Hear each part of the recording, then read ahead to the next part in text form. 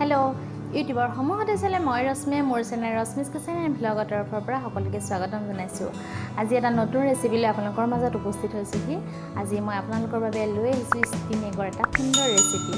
আমি মাছ মাংস আদি ভাপতি খাওঁৱে, কিন্তু কণী ভাপতি খাই পাইছেনে? যদি নাই পোৱা তেনেহলে মোৰ ভিডিঅ'টি প্ৰথমৰ পৰা শেষলৈকে চাব। আৰু এতিয়া আহকচোন ৰেচিপিটোৰ মাজলৈ যাওঁ।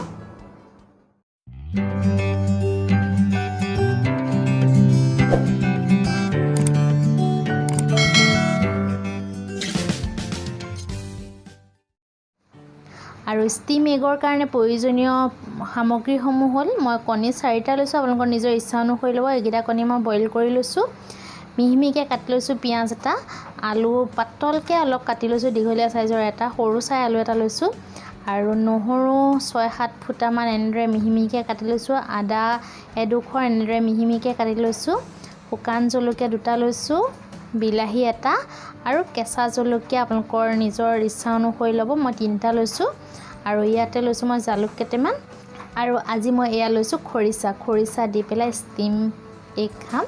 আৰু এতিয়া আহকচোন মই কেনেদৰে বনাওঁ চাই লওঁ। প্ৰথমতে কণীকেইটা মই বইল কৰি লোৱা কণীকেইটা মই এনেদৰে কাটি ল'ম। আচলতে এনেদৰে কাটি নল'লেও হ'ব, কিন্তু দেখিবলৈ ভাল লাগিবৰ বাবে এনেদৰে কাটিছোঁ। একদম শেষলৈকে কাটি নিদিব, আধা আধাকৈ ৰাখি থ'ব। আৰু এনেদৰে মই কাটি লৈছোঁ। আজিৰ এই ৰেচিপিটো মই বাৰ এগৰাকীৰ পৰা ফ'ল' কৰিছোঁ। তেওঁৰ চেনেলটোৰ নাম হৈছে BBS কিটচেন। তেওঁক মই বহুত ফ'ল' কৰোঁ আৰু তেওঁৰ ৰেচিপিবোৰ চাই খুব ভাল লাগে। তেওঁৰ পৰা এই ৰেচিপিটো শিকিলোঁ আৰু মই খাই চালোঁ, খাই খুব ভাল লাগিলে। সেয়েহে ভাবিলোঁ আজি আপোনালোকৰ আগৰ ৰেচিপিটো শ্বেয়াৰ কৰোঁ। আৰু তেওঁ বনোৱা পদ্ধতিটোতকৈ মোৰ পদ্ধতি অলপমান বেলেগ। মই এনেদৰে কাটি ল'লোঁ। আৰু এতিয়া মই শলা এডাল লৈ লৈছোঁ। শলাডালতে মই বিলাহীটো আৰু শুকান জলকীয়াকেইটা মই অলপমান পুৰি ল'ম। গেছতে মই পুৰি ল'ম আৰু গেছটো মই জ্বলাই ল'লোঁ। আৰু ইয়াতে মই বিলাহী আৰু জলকীয়াখিনি পুৰি ল'ম। আৰু বিলাহীটো এয়া প্ৰায় পুৰা হৈয়ে গৈছে। এতিয়া মই জলকীয়াকেইটা পুৰি ল'ম।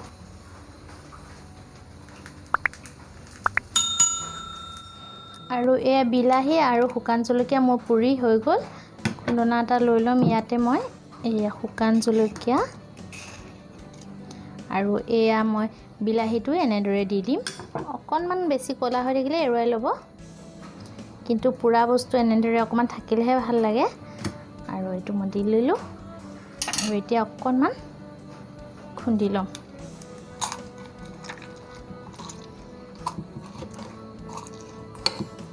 আৰু এতিয়া মই টিফিন বাতি এটা লৈ লৈছোঁ। আৰু এতিয়া ইয়াতে মই প্ৰথমতে বিলাহী আৰু জলকীয়া এইখিনি খুন্দি লোৱা পেষ্টখিনি দি লৈছোঁ। আৰু ইয়াৰ মই মিহিমিহিকৈ কাটি লৈছোঁ পিঁয়াজ এটা, আৰু সেইখিনি ইয়াৰ ওপৰতে দি দিম। আৰু এয়া আলু, নহৰু, আদা, জলকীয়া, আৰু এইখিনি এতিয়া মই ভালদৰে মিলাই ল'ম। আচলতে কেঁচাকৈও বিলাহী দিব পাৰি, কিন্তু পুৰা গোন্ধটোৰ কাৰণে খুব বেছি ভাল লাগে খাবলৈ।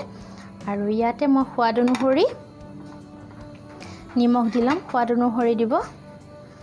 আৰু অকণমান জালুকৰ গুড়ি দিবচোন, খাই বহুত ভাল লাগে। গোন্ধটো আৰু জ্বলাটো হয়, খাই বহুত বেছি ভাল লাগে। এইখিনি নিমখ দি ভালদৰে মই মিলাই লৈছোঁ। খুব সহজ বনাবলৈ। আপোনালোকে একেটা কামতে 2টা কাম কৰিব পাৰে। ভাত বনোৱাৰ লগতে একেলগে দি দিবও পাৰে। আৰু ইয়াৰ ওপৰতে এতিয়া মই কণীকেইটা দি দিম।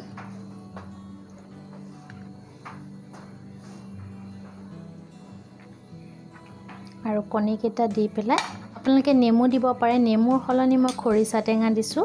খৰিচা টেঙা দিলেও খাবলৈ খুব বেছি ভাল লাগে, আৰু সেয়েহে মই খৰিচা টেঙা অলপ দি লৈছোঁ। আৰু এতিয়া ইয়াৰ ওপৰতে মই এচামুচ মিঠাতেল দি ল'ম। মিঠাতেল দি আকৌ এবাৰ সানি ল'ম। এয়া মই ফইল পেপাৰ এখন লৈছোঁ। এনেদৰে ফইল পেপাৰ এখনে কভাৰ কৰি ল'ব। তাৰ ওপৰতে সাঁফৰখন মাৰি দিব। আৰু যিহেতু মোৰ এই টিফিনটোৰ সাঁফৰখন ঢিলা হয়, সেয়েহে মই ফইল পেপাৰ এখন দি লৈছোঁ। এনেদৰে ফইল পেপাৰ দিলেও হ'ব। আৰু এতিয়া এইখিনি মই ষ্টিম কৰি ল'ম। আৰু এতিয়া মই কুকাৰ এটা লৈ লৈছোঁ। কুকাৰটোতে মই পানী অলপ লৈ লৈছোঁ। আৰু ইয়াৰ ভিতৰতে মই ষ্টেণ্ড এডাল ভৰাই দিম।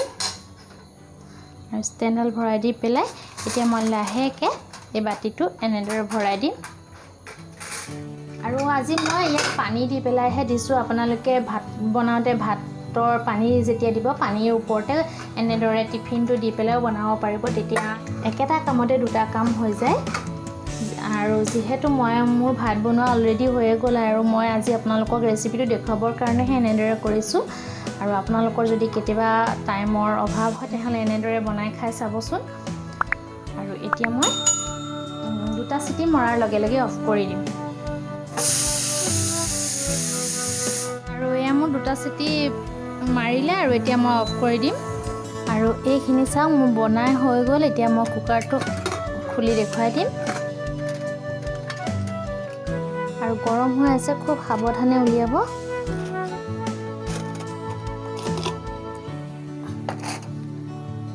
আৰু এয়া মই ডিছ এখনত এনেদৰে উলিয়াই ল'লোঁ আৰু এতিয়া চাওঁ খুলি পেলাই এয়া চাওক বহুত ধুনীয়া গোন্ধাইছে আৰু চাওক কালাৰটো মই আলু সিজিলে নাই চাই লওঁ খুব ধুনীয়াকৈ সিজি গ'ল আৰু চাওক কালাৰটো কিমান ধুনীয়া হৈছে মই পানী দিয়াই নাছিলোঁ আপোনালোকে দেখিছে আৰু বিলাহীৰ পৰা এয়া পানী ওলাই গ'ল ইমানটো আৰু এতিয়া আপুনি একো নোহোৱাকৈ সুদা ভাতৰ লগত এনেদৰে সানি সানি খাব পাৰে চাওকচোন দেখিবলৈ কিমান ধুনীয়া লাগিছে আৰু খাবলৈও বহুত টেষ্টি হয় একদম স্বাস্থ্যসন্মত অকণো অপকাৰ নকৰে আৰু মই আজি কণীটো হেজেল বেগ আচলতে ইউএছত এনেদৰে আলুবোৰ কাটে আৰু দেখিবলৈ খুব বেছি ভাল লাগে আৰু এনেদৰে কণীটো কাটি ল'লোঁ মই হেজেল বেগ ষ্টাইলত আৰু ইয়াৰ ভিতৰতে দেখিছে মছলাখিনি সোমাই যায় খাবলৈ খুব বেছি টেষ্টি হয় এনেদৰে উলিয়াই লৈছোঁ আৰু আপোনালোকে যদি এনেদৰে খোৱা নাই এবাৰ বনাই খাই চাব